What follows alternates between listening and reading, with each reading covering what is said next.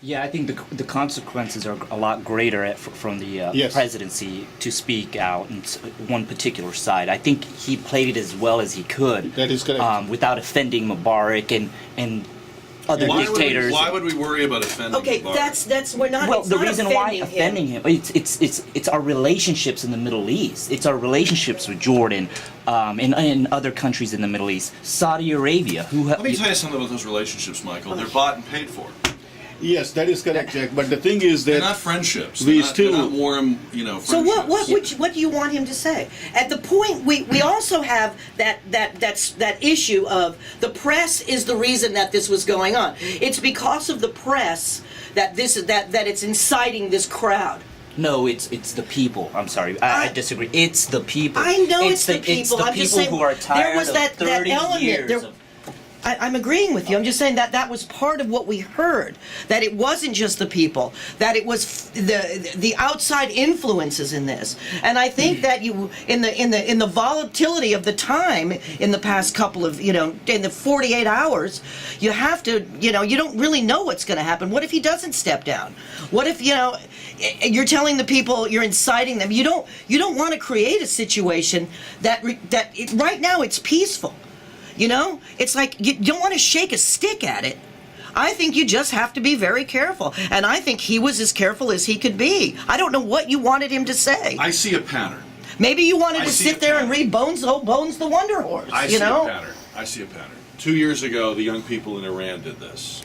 We ignored them. We kissed up to Ahmadinejad. Now the young people in Egypt have done this. We ignored them. We spoke of Mubarak's stability. Well, yeah, dictatorships are very stable. If you want stability, there's nothing like a dictatorship. We ought to have one here. We have a lot of stability. I mean, we're missing the boat in a very big way here. And if we are supposed to care, as this president told us as a candidate, we need to care about the way America is perceived in that part of the world. He said we have a problem. Our prestige is down. Our respect is down. We're seen as being on the wrong side of right and might. Then let me tell you, 2 big missed opportunities in his first 2 years in office. Now, I'm not saying I know the exact words, but Lisa, you can't deny that they had 18 days to say something not about Mubarak, but about those people in the streets. And not to tell them, take up arms and storm the palace, but to tell them, you're the side we are on. You are right. This is what should happen. This is what we want to see. This is why we're in Iraq and why we're in Afghanistan, because we're hoping that this kind of self-governance can take root there. I don't know if it will or not. But it's a lot easier to issue a statement than it is to be in Iraq for several years trying to make it happen. And they couldn't do it. But I think it's a lot easier to you're right, to give out a statement, but it's a lot harder to retract a statement. And I think that's why, and I don't know if it's accidental from Obama's side to not give. I think he's just played it right. I think he's played it right. And I don't know if that was intentional or accidental. I don't know. Well, it's not only him that played it right, Jack. You have to go back in time and see where we stand in the relationship with Egypt, for example, or the Middle East in general. Obama just came on the scene just 2 years ago, but let us take a look what happened in the previous 30 years. Every American president is cooperating with Egypt, giving them money, hosting dinner in White House, and, having shake hands. And what's going to happen to all that? Now you are going to question that. If he didn't, trust this guy, how come we are giving him so much aid, so much money? He is being invited to the White House. How can you take all of that back? So if we have supported you in the past, we have to continue to support Well, you don't have as much choices as you would have when you didn't have any relationship. For example, with Iran, we can be a lot more stronger because we don't have anything going for the last so many years. But Then why aren't we stronger with Iran? Yeah, for example, with Saudis, we cannot treat the Saudis the same way that we are treating the Iranis. So But you now the have to Saudis, that relationship is, they have us. Yeah. They have us by the neck.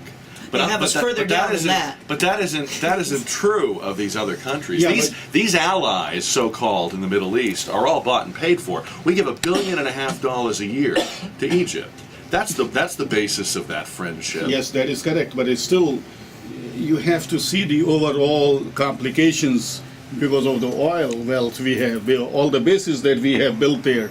What if something were to happen and they say, well, okay, we are not selling any oil to you.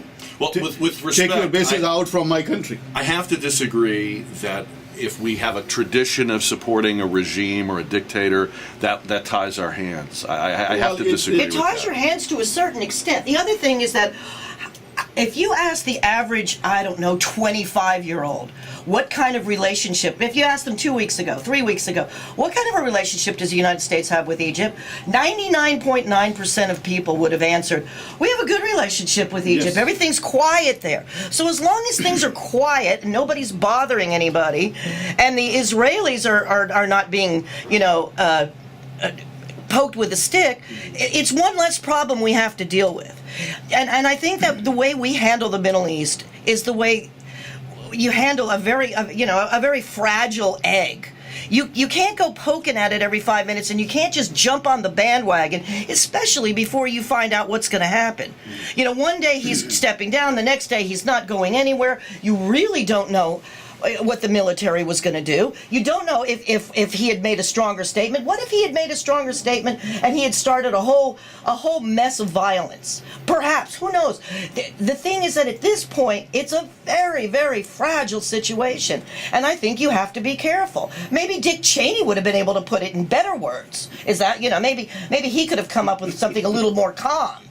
The thing is that you have to realize what you've got. And that's what I think this is. I know that you keep bringing up the subject of Obama did the wrong thing. It's like, can't for once, maybe this is the right thing? Maybe we all should Lisa, just... listen to me. This is not some sort of deal. Well, no, but it is. But it is because I'm is disappointed. To me. You're disappointed. You've been disappointed for 2 years. I've been disappointed a lot longer than 2 years. Oh well, you've been disappointed. Whatever. I'm disappointed that our country, of all countries with our heritage, doesn't seem to find its voice in moments like this. And it wasn't long ago that presidents of both parties, my dear, Bill Clinton, Ronald Reagan, knew when to say, these people over here doing this thing, we are with you because these are our values too. These are our aspirations too. I'm sorry, you're all telling me how complicated it is. Like I'm some rube that walked in off the farm. Oh, I know you're it's telling complicated. us that. I realize that. I understand it's You complicated. want to get us to say, but I'm just Obama's just a dummy. That some things, like saying where you stand, are not complicated. Doesn't mean that the translating that into action won't be complicated. It'll be very complicated. But saying what your values are. Dr. Ali, you're a political candidate. You have to say where you stand. You can't say on every question, well, it's very complicated. Education is very complicated. The budget is very complicated. You got to say, these are my values. This is what I believe. Now, it may not happen, but you got to say, this is what I believe. Our country has not, in the last 2.5 weeks, said regarding Egypt what we stand for, what we believe. We have focused too much on stabilizing it, respecting Mubarak, etc., etc. I don't know where this respecting Mubarak. You keep saying. I don't hear that. They kept saying. Okay, but I don't. Stability and orderly. Well, I have not heard respecting Mubarak come out of his mouth.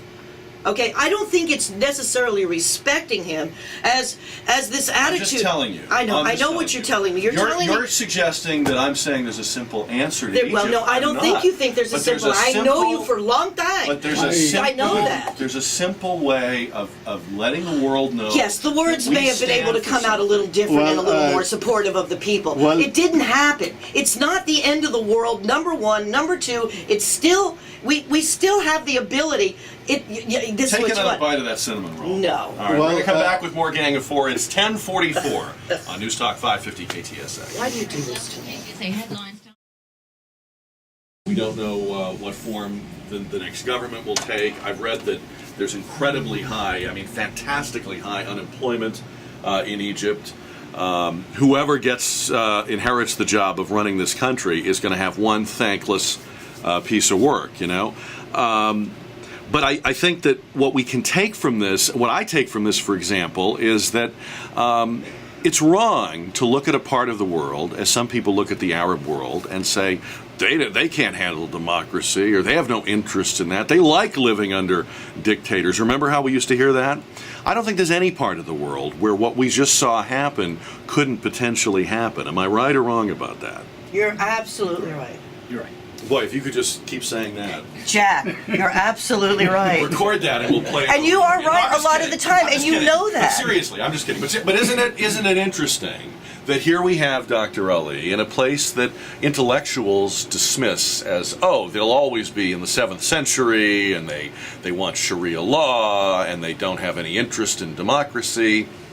Maybe we read that wrong. Well, we always read that wrong. Human nature is the same. Whether the humans, you're talking about Egyptians, or you're talking about Chinese, or you're talking about Iranian, or the Vietnamese, or the Americans, they all want the same thing out of their lives. So I don't think that we should be treating the Arabs any different than ourselves. And I think they're going to be fine. As you said, the country is so much down, the Egypt, that it can only go up from here. Only good thing will come for the Egyptian people, and I'm very hopeful for it. Now let's look at the, again, to get back to the internet, because I'm fascinated by the role that this played. As far as we can tell, this really did start with people on Facebook and sort of a flash mob approach. Maybe we'll find out later that wasn't true, but at least for right now, that seems to be how this began.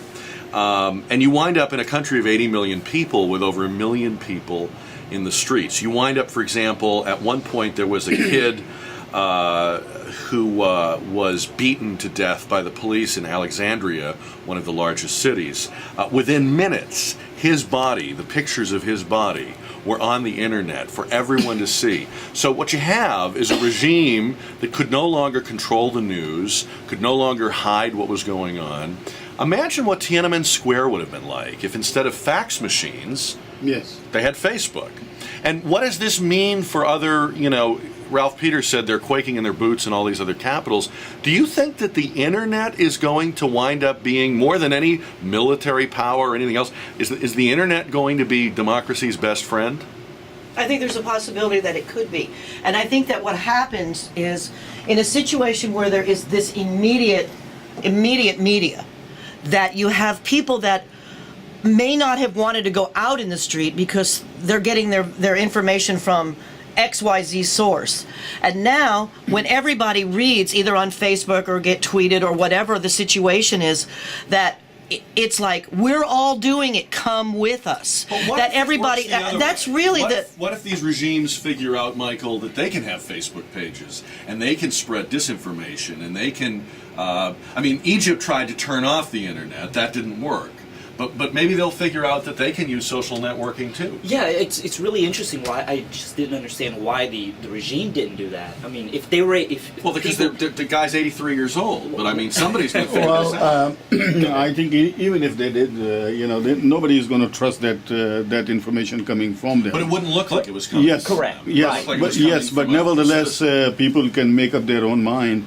Remember, right now, internet playing is such a critical role. Information is power, and there used to be a time that you only have a state-controlled media. Many countries. Yes, they still do. still do. Yeah, they still do, but they can still have an access to outside world, to the CNN, to what is happening on the internet, on their cell phones, on their computers. So this is something that they are not able to control. So here's something that I would say, Lisa, all right? Okay. So that you will see that I'm constructive. I want to help our president. Here's something he can do.